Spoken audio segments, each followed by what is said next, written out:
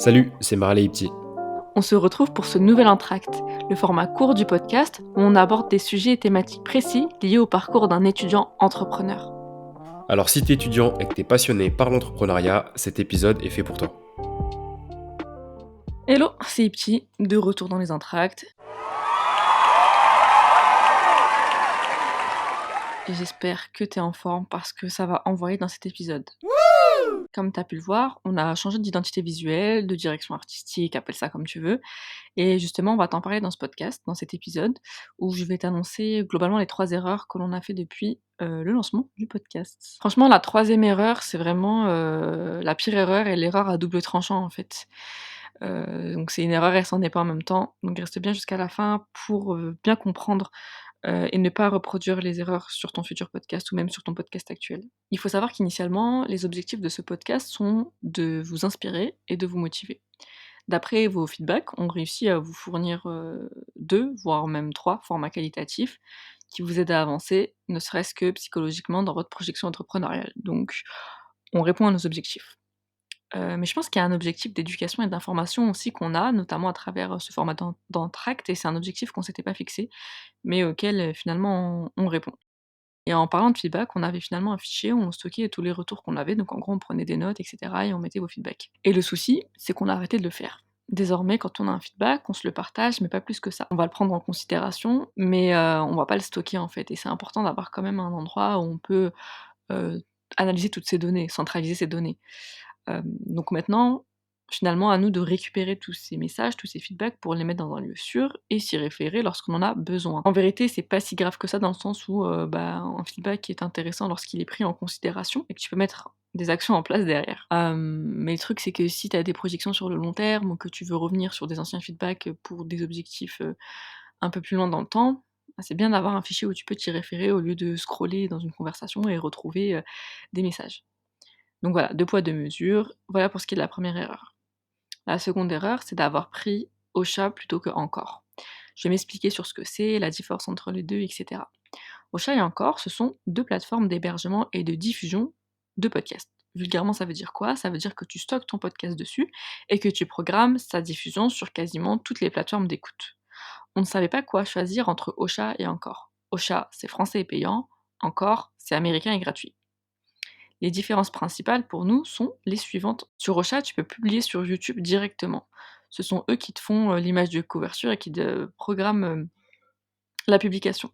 Sur Ocha, tu peux diffuser automatiquement sur Deezer, chose que Encore ne fait pas. Sur Ocha, tu peux créer des mini clips qui sont des extraits de ton podcast pour pouvoir les diffuser sur les réseaux sociaux. Tu peux le faire depuis leur plateforme assez facilement. Et enfin, sur Ocha, tu peux programmer des publications sur tes réseaux sociaux, dont notamment LinkedIn, Instagram et Facebook. Donc tous ces arguments nous ont fait basculer sur Ocha, quitte à payer. On avait une mini réduction parce qu'on était étudiant et on payait ça mensuellement pour environ 24 €. Maintenant, je vais te donner toutes les raisons pour lesquelles on est finalement passé sur Encore et je vais ainsi te montrer ce qu'on pourrait appeler nos erreurs de choix. J'ai pas trop parlé d'erreurs en vérité, mais vas-y, bref, t'as compris. La première chose, c'est que les visuels produits par Ocha ne sont pas du tout attractifs, que ce soit ceux pour YouTube ou ceux pour les réseaux sociaux. Donc en fait, c'est comme si on avait délégué une tâche à Ocha, mais que le rendu n'était pas au rendez-vous. Quand on paye pour ça, ça fait un peu mal. En soi, la fonctionnalité est top, hein, mais il faut vraiment améliorer les visuels, je pense. L'autre chose, c'est qu'on aurait pu diffuser sur Deezer facilement à la mano. En vrai, on avait la flemme de devoir poster sur Deezer à la main, mais la réalité, c'est que t'as juste à configurer ça une fois et tes épisodes se mettent après automatiquement à chaque sortie. Ça, je l'ai compris après. Et je vais même te dire quelque chose, c'est que certains podcasteurs ne diffusent pas intentionnellement sur Deezer, mais la plateforme Deezer a attrapé leur podcast et l'a mis sur leur plateforme.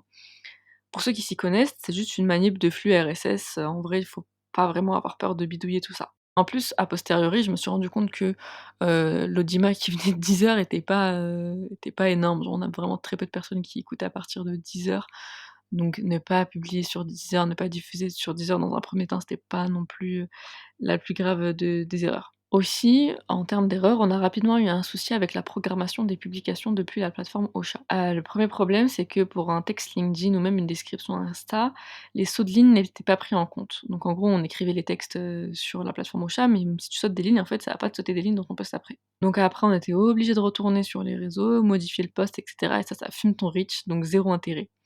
L'autre souci, c'est qu'on a eu un problème avec Meta qui nous a par la suite empêché, de programmer les publications sur Insta. C'est pas Meta qui nous a empêchés, mais le fait qu'on a un problème avec Meta, bah, on pouvait plus programmer comme on voulait les publis depuis Ocha. C'était grave galère et donc finalement, on se retrouvait à publier, bah, à la main sur les réseaux, donc pas trop utile de payer pour ça. Bon là, c'est notre faute, hein, mais on payait finalement pour rien. Donc voilà pour les petites erreurs qui découlent, donc de cette erreur numéro 2 qui est, celle du choix de la plateforme d'hébergement. Enfin, la plus grosse erreur concerne, la communication. En 2 volets, je vais te parler de notre nouvelle identité visuelle et de notre stratégie de communication. Niveau identité visuelle, je vais essayer de la faire courte. Je voulais pas mettre ma tête, sur les pochettes de podcasts et cetera et on a donc opté pour des images vectorielles sur Canva. Je crois que c'est comme ça qu'on appelle ça. Alors grave erreur pour 3 raisons.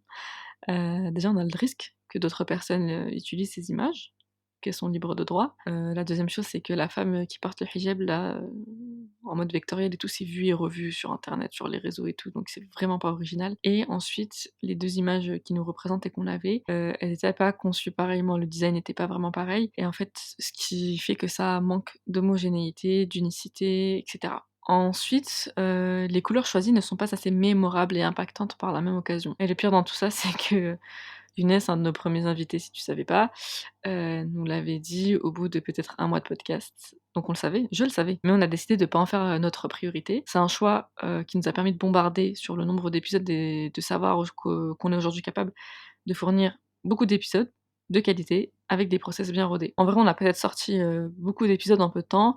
1 à 2 épisodes par semaine, c'est quelque chose en vrai, mais au moins aujourd'hui ça nous fait qu'on a du contenu à réutiliser à l'infini. Et pour finir sur le volet identité visuelle comme promis, c'est Younes lui-même qui nous l'a refaite, donc on le remercie infiniment pour ça, pour tous les conseils qu'il nous donne sur le podcasting. Je sais que tu nous écoutes parfois, donc si tu là, merci chef, franchement tu régales. Bon, pour finir, sur nos erreurs, il y a pas d'ego dans cet épisode. Je sais pas si tu capté, mais zéro ego.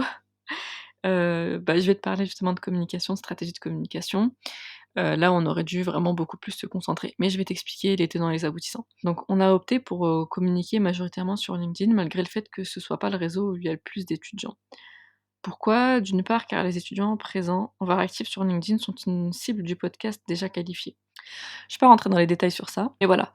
La deuxième chose, en toute transparence, c'est que ça nous permet de parler, publiquement sur un réseau social professionnel et donc de participer activement à notre personal branding. À titre d'exemple, j'ai déjà été approchée par un VC, qui m'a dit qu'il voyait ce que je faisais et cetera, je rentre pas dans les détails. Donc alors bien sûr, c'est couplé à tous les autres sujets que j'aborde sur cette plateforme, mais voilà, avoir un podcast et en parler sur, LinkedIn, ça y participe activement. L'autre chose, c'est que, franchement, je pense qu'on aurait pu un peu plus publier avec nos comptes personnels et un peu plus travailler ce côté-là, plutôt que d'uniquement poster à partir, du compte, LinkedIn entreprise, quoi. On fait pas ça, en plus, je le sais très bien. Donc pour revenir à nos moutons, publier sur LinkedIn, c'est pas ce qui nous permet de toucher une énorme audience, mais ça a été un choix. Aujourd'hui, notre objectif, c'est justement de construire une plus grosse audience. Donc on s'attaque à d'autres formats sur d'autres réseaux sociaux, on commence à publier des vidéos sur Insta et TikTok surtout. La stratégie, elle est encore légère, pas bien ancrée, mais ça va avancer, les process sont en cours. Bah, d'ailleurs, bah, rejoins-nous sur ces réseaux, le lien pour t'abonner est en barre d'infos et si tu kiffes notre contenu, bah, on t'invite activement à le partager. Je te résume donc nos erreurs sur le podcast en étant 100 transparente. Première erreur, c'est de ne pas avoir stocké nos feedbacks. Deuxième erreur, c'est d'avoir choisi la mauvaise plateforme d'hébergement et de perdre de l'argent. Troisièmement, c'est de ne pas avoir assez capitalisé sur la communication. Je peux te parler d'autres erreurs ou alors, justement des réussites de notre podcast. Dans tous les cas, bah, dis-le moi sur mes réseaux, tu as tout en barre d'infos, donc si tu veux pas me parler, c'est vraiment que tu pas envie de faire avancer ce podcast. Allez, je rigole. Une dernière chose, si tu as kiffé cet épisode, partage-le à 2 de tes potes. Vas-y, on a tous un pote qui veut lancer son podcast, alors fais-le kiffer. Allez, à tout de suite dans mes DM. On espère que tu as passé un bon moment en notre compagnie. Si c'est le cas, n'hésite pas à parler du podcast autour de toi et à nous laisser une note sur ta plateforme d'écoute. On adore échanger avec nos auditeurs, donc si t'en as envie, t'as nos réseaux sociaux en description. Et on te dit à très vite pour un prochain épisode.